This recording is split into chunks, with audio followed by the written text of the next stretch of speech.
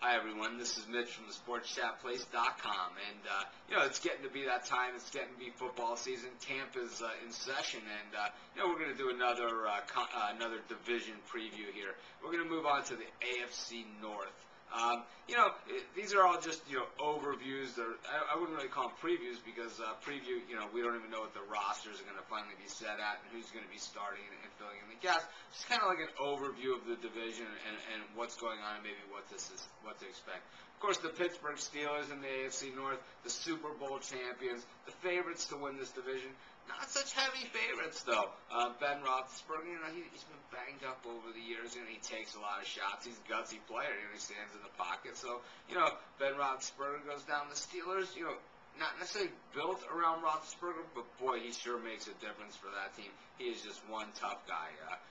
When one tough quarterback, he makes all the throws. His teammates love him, and but they have a rock-solid defense. The foundation of the Steelers always has been the running game. They got Willie Parker. They have others, and Mendenhall didn't even really contribute last year. We'll see this year if he's able to really be an NFL talent. I look for Pittsburgh to be fairly strong again, but they're going to need the bounces to really go their way because it's awfully tough to repeat. Another team in that division, the Baltimore Ravens. Ray Lewis trying to make another run to get to the Super Bowl. Last year, quarterback Joe Flacco was a rookie. Ray Rice impacting the running game. Just really a stable of running backs, and they play close to the vest, running defense. And that's their style. It's just smash mouth football. The defense sets up the offense, kicks a lot of field goals, and they make you pay. Ed Reed, one of the best defensive players in all of football, if not the best, and Ray Lewis, who has been the best up to the point where maybe Ed Reed took that role, both playing on the same team. The Ravens are just dead solid up the middle, from nose tackle to middle linebacker to strong safety, and that is always going to make for a monstrously tough defense, and that's what the Ravens are. Definitely going to be a contender because they're not going to go undefeated by any stretch of the imagination, but defense does win championships. Speaking of defense, the Cincinnati Bengals have really done a lot to strengthen their defense. They got Ray Maluga in the draft. They went out and got Roy Williams in free agency.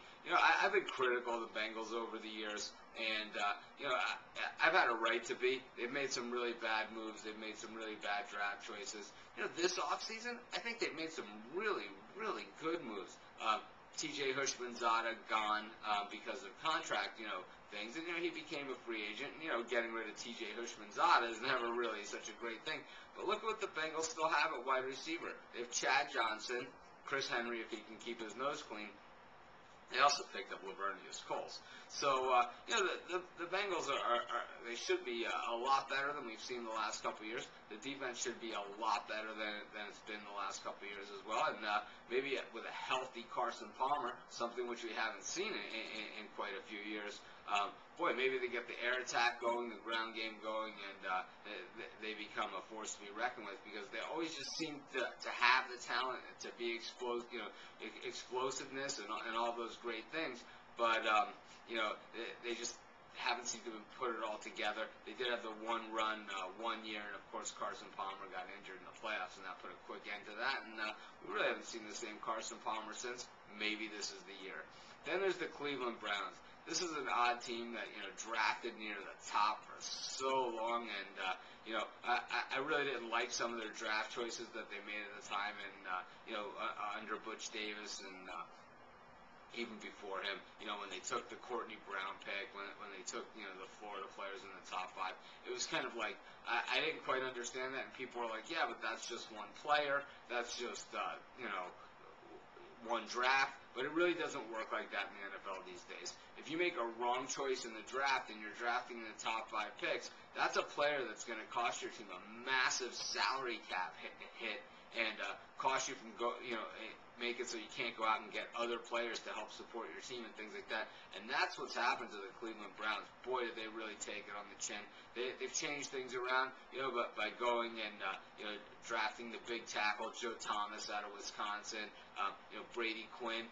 battling in camp with Derek Anderson. You need two good quarterbacks in the NFL these days, and the Browns have that. The Browns also have some talented wide receivers. Braylon Edwards is one of the best wide receivers in football, and through a tumultuous offseason, they've managed to hold on to him. I know he's a little dinged up right now, but I expect him to be 100% by the time the season rolls around. And he is, he's one of the best.